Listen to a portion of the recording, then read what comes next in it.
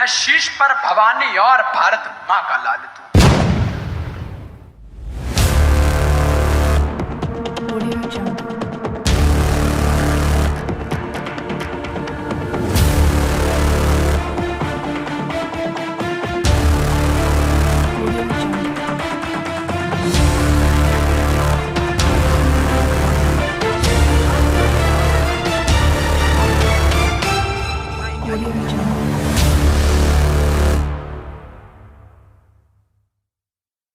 के अद्भुत सदा रहा है भारत का इतिहास। वीरों द्वारा शत्रु का संहार किया जाता है। पन्ना सी छत्राणी लेती रही जन्म सदा, देश हित निज सुत वार दिया जाता है। शीश झुकते नहीं हैं वैरियों के आगे कभी, घास खा के जीवन गुजार दिया जाता है। और क्षमा शिशुपाल को है यहाँ 100वीं गाली तक फिर शीश धड़ से उतार दिया जाता है, फिर शीश धड़ से उतार दिया जाता है। आयुष यादव। माता वीणा पाणी के चरणों में नमन करता हूँ, समृद्ध मंच को प्रणाम करता हूँ, अपनी 4 पंक्तियां प्रस्तुत करता हूँ कि हम हैं शूरमा भारत माँ के पल भी ना विचलित होते, हो कठिन परिस्थिति जितनी भी फिर क्षण भी ना धीरज खोते, और भारत माँ के आदेशों पर जी जान से डट जाते हैं। दुश्मन जो आंख दिखाता है तो शीश काट कर लाते हैं,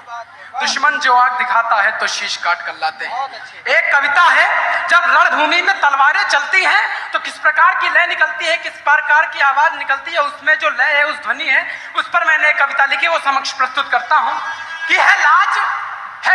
आज मात की है बात, शंखनाद की तू नेत्र डोर लाल ले, हाथों में मशाल ले तू मोह बंद छोड़ दे, दुश्मन निचोड़ दे, सूर्य सा प्रकोप हो, भय का तू लोप हो, शत्रु को पटक पटक, भुजा को झटक झटक, तू अति को निकाल ले, रक्त आज भाल पे हो, कार्य कोई कठिन फिर कार्य को सुलभ करे, शीश जो कर उठे शीश को अलग करे, इसे उसे जिसे किसे पीछे तू तो खेत दे, पहने नाखूनों से देह को कुरेद दे, धरा करे धधक धधक, रिपू का मन भपक भपक, अदू की आज खैर ना, अदू का आज काल तू है शीश पर भवानी और भारत माँ का लाल तू।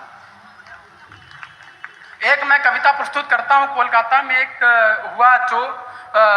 मर्म,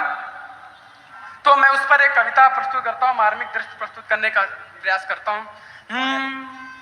उससे पहले युवाओं के लिए 4 पंक्तियां कि बहक गए बहकावे में यदि जमाने के, तो सभी लोगों के लिए कि बहक गए बहकावे में यदि जमाने के, तो जमाना तुम्हें जीने नहीं देगा, विष का प्याला यद्यपि चाहोगे पीना, वो भी तुम्हें पीने नहीं देगा, और सुन सबकी कर वही जो मन में तेरे आए, वरना तू कभी पार नहीं पाएगा, और यदि पार पा गया एक बार कहीं तो फिर तेरा कोई कुछ बिगाड़ नहीं पाएगा। क्या बात है, वाह। पंक्तियां की आंखों में आंसू भी हैं और आंखों में अंगारे हैं, हाथों में मोमबत्ती है पर हाथों में तलवारें हैं, कभी बेटी पीड़ित होती मिलती 35 टुकड़ों में, कभी बेटी फंसी होती तारिंदों के जबड़ों में, अब हमको इन सब का इंसाफ करना होगा, ऐसे राक्षसों को फिर जड़ से साफ करना होगा। हमारी जिम्मेदारियां क्या है कि पढ़ना लिखना जिम्मेदारी अपनी,